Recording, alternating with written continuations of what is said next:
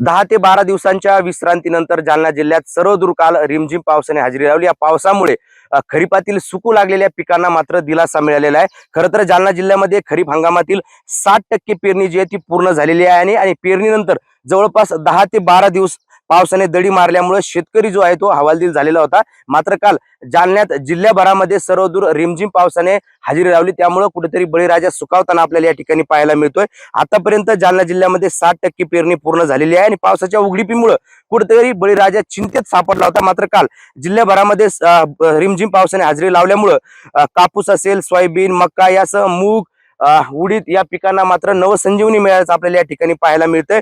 खरं तर 10 दिवसांपूर्वीपासून जालना जिल्ह्यामध्ये अनेक भागामध्ये पावसाने दडी मारल्यामुळे खरीपातील पिके जी आहे ती सुकू लागली होती। मात्र काल जो पाऊस पडला या पावसामुळे या पिकांना जी आहे ती नवसंजीवनी मिळाल्याचं आपल्याला या ठिकाणी पाहायला मिळतंय। जालना जिल्ह्यामध्ये खरीपाची जवळपास 60% पेरणी जी आहे ती पूर्ण झालेली आहे। अद्यापही 40% क्षेत्रावर जी आहे ती पेरणी होणं बाकी आहे। त्यामुळे या रिमझिम पावसामुळे आता उर्वरित जे रखडलेली पेरणी आहे त्या पेरणीला देखील गती येणार असल्याचं बोललं जात आहे।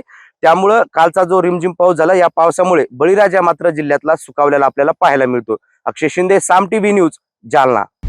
आता isakal.com आहे देशातील नंबर 1 ची मराठी न्यूज वेबसाईट। प्रत्येक अपडेटसाठी isakal.com ला नक्की भेट द्या।